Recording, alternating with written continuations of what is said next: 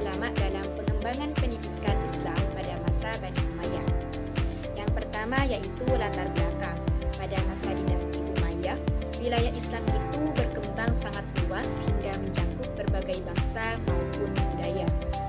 Kondisi ini menimbulkan kebutuhan akan pendidikan Islam yang lebih terstruktur. Dalam situasi tersebut, ulama menjadi tokoh utama yang berperan untuk menyebarkan, mengajarkan, dan juga menjaga ajaran Islam. Peran ulama pada masa Bani Umayyah sangat penting dalam mendorong pertumbuhan maupun pengembangan pendidikan Islam. Ulama sebagai pilar utama dan juga pengajar, yaitu yang pertama sebagai pusat rujukan masyarakat.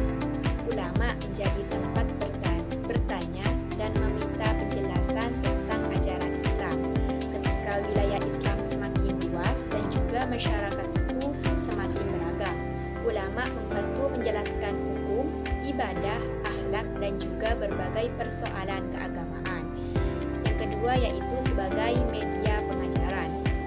Ulama aktif mengajarkan ilmu melalui berbagai lembaga pendidikan, terutama di bidang non-formal seperti masjid sebagai pusat pembelajaran agama, majelis ilmu, forum diskusi dan kajian keislaman, kutab, lembaga pendidikan dasar untuk belajar, membaca, menulis Al-Quran dan juga dasar-dasar agama. Yang ketiga yaitu ulama sebagai figur teladan. Ulama tidak hanya mengajarkan teori tetapi juga memberi contoh nyata dalam kehidupan sehari-hari. Oleh karena itu, masyarakat dapat melihat langsung penerapan nilai-nilai Islam melalui perilaku yang dilakukan oleh para ulama. Kemudian, ulama sebagai guru dan juga pengembang ilmu pada masa Bani Umayyah. Ulama berperan besar dalam pengembangan berbagai cabang ilmu Islam. Yang pertama yaitu pengembangan ilmu tafsir. Ulama menjelaskan makna ayat-ayat Al-Quran sehingga umat Islam dapat memahami isi dan juga kandungannya dengan benar. Yang kedua yaitu pengembangan ilmu hadis. Ulama mengumpulkan dan juga mengajarkan hadis Nabi sebagai sumber hukum Islam kedua setelah Al-Quran. Yang ketiga yaitu pengembangan ilmu fikih. Ulama merumuskan hukum-hukum Islam yang berkaitan dengan ibadah, muamalah, dan juga kehidupan sosial masyarakat. Yang keempat yaitu budaya kritis.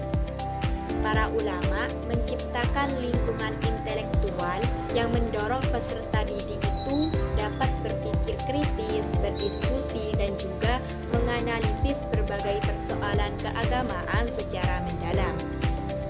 Yang kelima, peran ijtihad.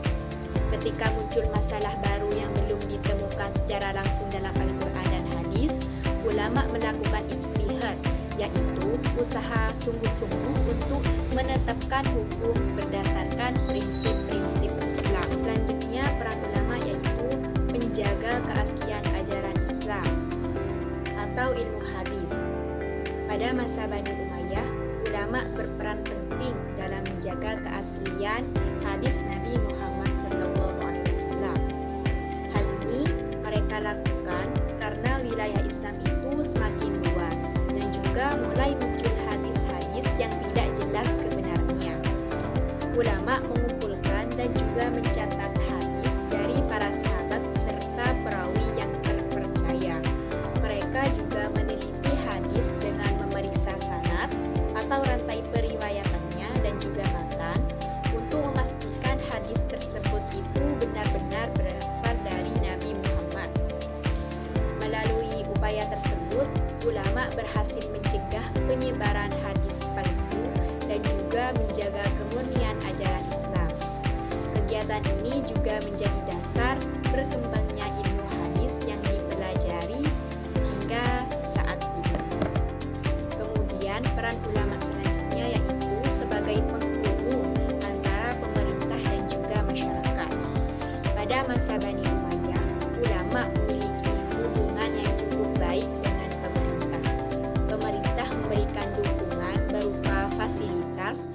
juga penghormatan kepada para ulama untuk mengembangkan pendidikan Islam. Namun, ulama tidak sepenuhnya bergantung kepada penguasa. Mereka tetap menjaga independensi moral dengan menegakkan kebenaran, memberikan nasihat kepada pemimpin, mengkritik kebijakan yang bertentangan dengan ajaran Islam. Selain itu, ulama juga berperan sebagai pengontrol sosial yang menjaga nilai-nilai Islam dalam masyarakat. Jadi, dapat kita tarik kesimpulan bahwa pendidikan Islam pada masa Bani Umayyah berkembang pesat karena peran aktif para ulama. Mereka berfungsi sebagai pengajar dan juga pendidik, pengembang ilmu tafsir, hadis dan juga fikih, penjaga keaslian ajaran Islam, teladan bagi masyarakat, pengontrol sosial, minta kritis pemerintah. Karena peran tersebut, ulama dapat dianggap sebagai fondasi utama perkembangan pendidikan Islam pada masa Bani